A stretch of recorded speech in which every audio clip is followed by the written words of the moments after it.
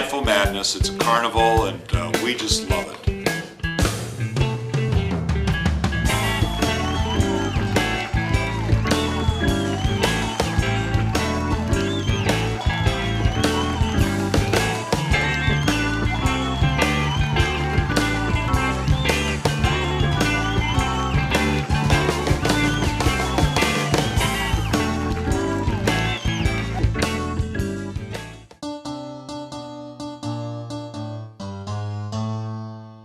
The first year, everybody was like freaking out because it was great. It was a really good time.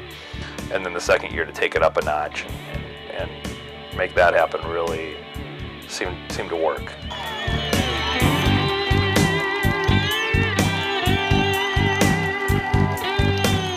When they first decided they were going to have a Saturday in the Park here, I thought, that's not a very good place, you know. People, you can seat maybe, what, how many seats are there? A few hundred up there? And you're sitting like this, looking down, and you're over here and over there. I said, you know, it's a good thing it's free because no one's going to be here.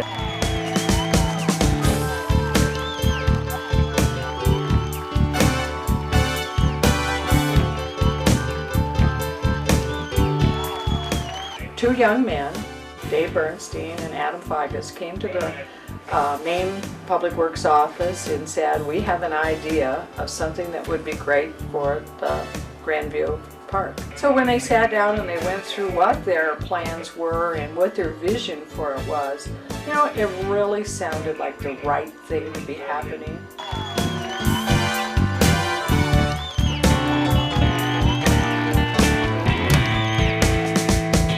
The fun thing about the first couple of years, figuring out how to do all these things and do them inexpensively. And it was fun. It was, you know, trying to be creative about it. And that's, you know, that was what was really neat those first couple of years is, you know, how can we do stuff and not spend any money?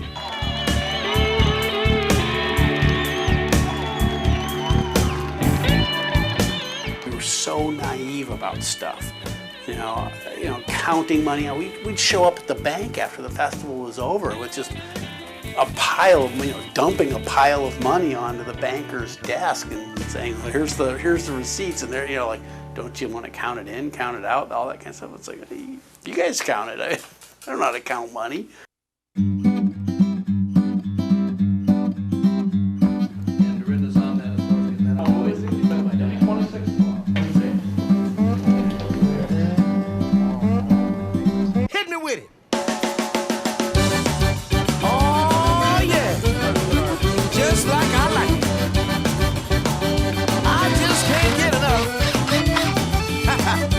Zydeco stuff.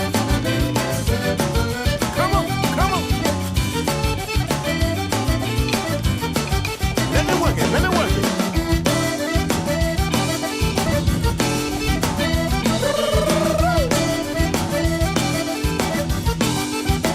Give it back.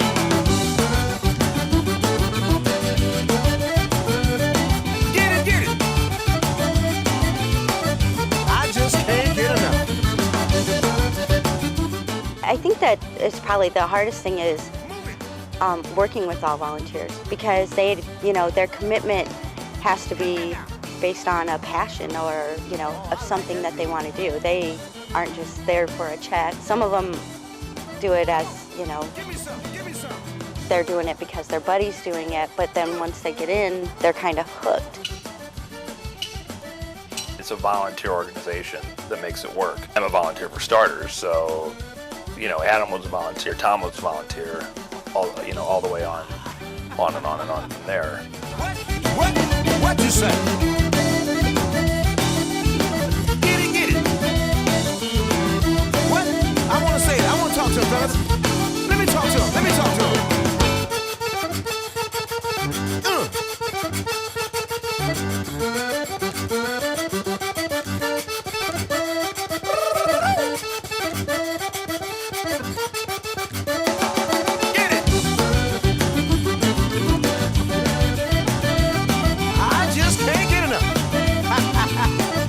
Zydeco stuff. Move it. What you say?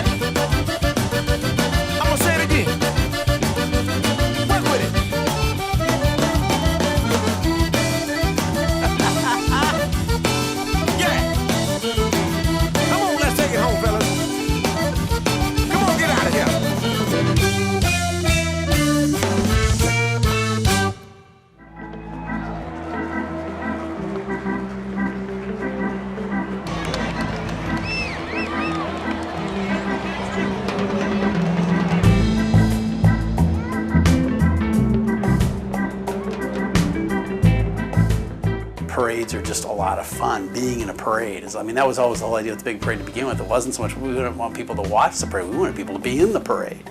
You know, we would have been happy if the entire crowd was in the parade as opposed to lining the parade route.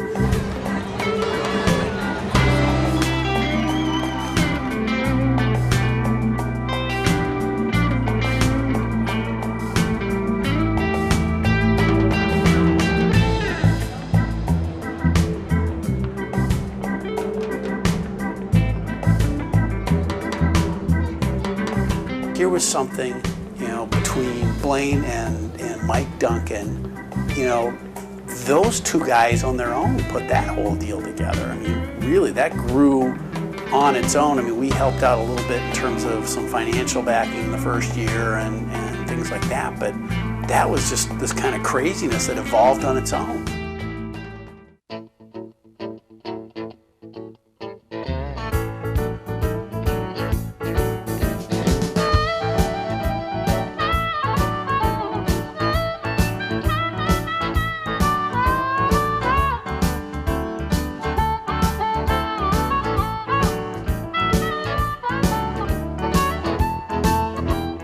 I'm the first one here in the morning. I get here about 5:30, 6 o'clock, and I relieve the night security. They've been here all night long. So just all day long, there's just this parade of person after person after person walking in.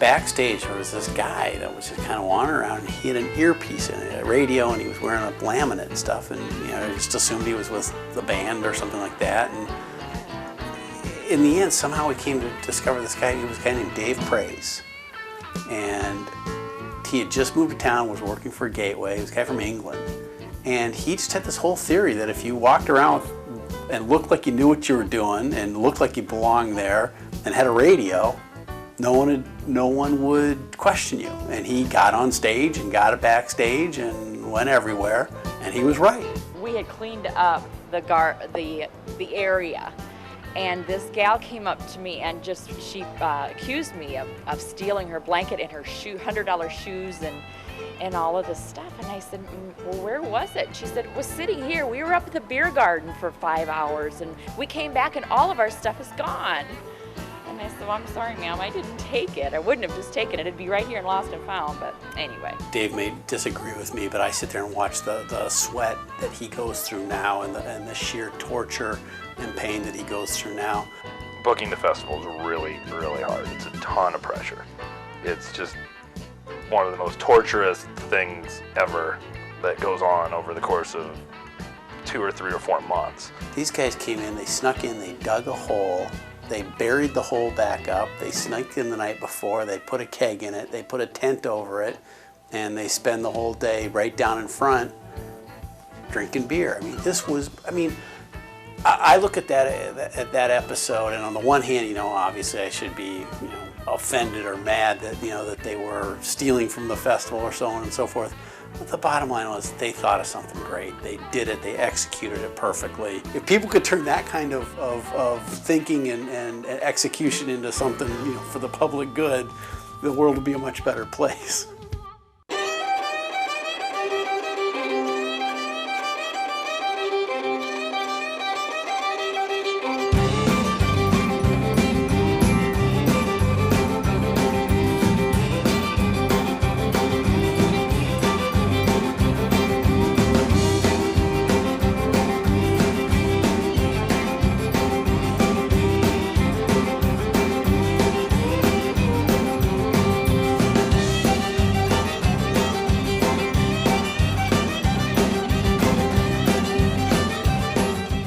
the last 4 years or so, I've come in from New Orleans and wouldn't miss it. It's not only an opportunity to see friends and close friends and family, but just everyone in the community, many of whom come back special for this too. I have friends with which I went to high school whose parents maybe don't live here any longer, but this is a time that they can come back too. And so you just see a lot of Sioux Cityans. I call it our all-town reunion. Carla Santana. That was great. That was cosmic. That was spiritual. That was really, really. They're all great, but that was the one, I think. That was the best.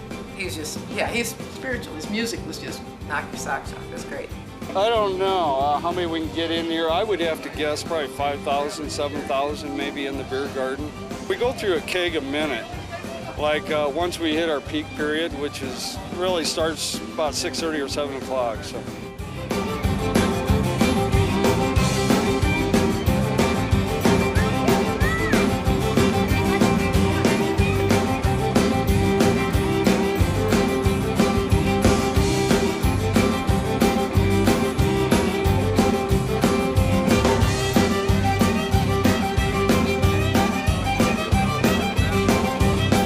Pleasure to be here, and when you think about the talent you see and the friends, and the old people and the young people like you, couldn't be better. Thank you. But usually I'm done like when this, they do the national anthem or whatever they do, and this is extreme. Yeah, we started 3 weeks early, and I'm working later than ever.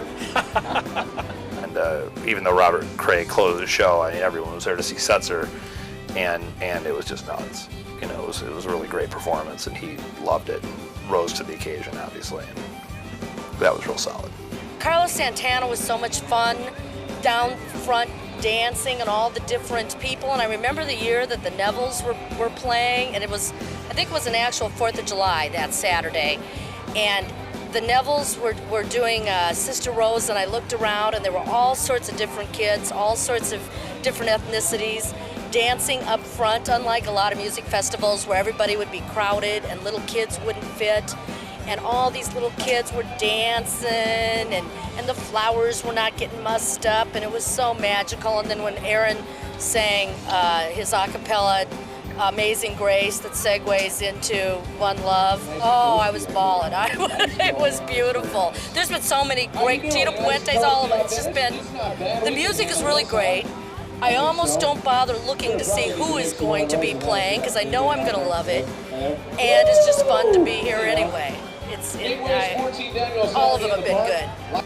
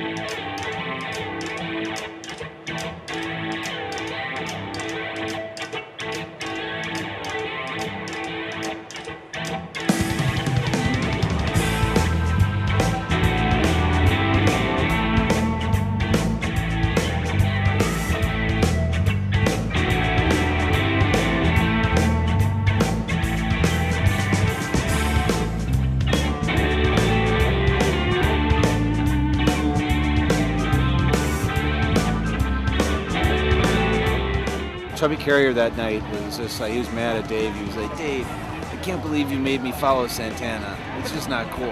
And he put on a stunning smoking show.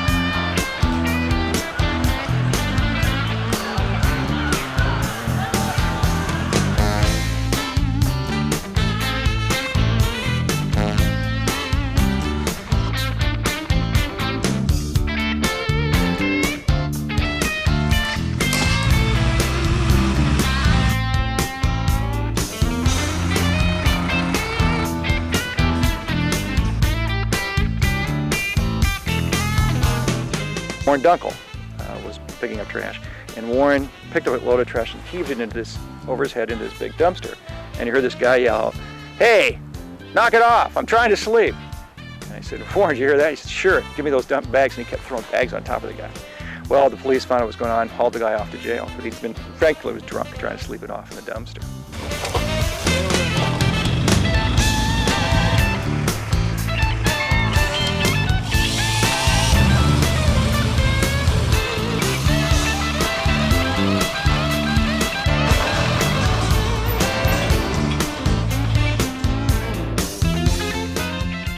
Now there's some folks around the corner who've hired law enforcement uniforms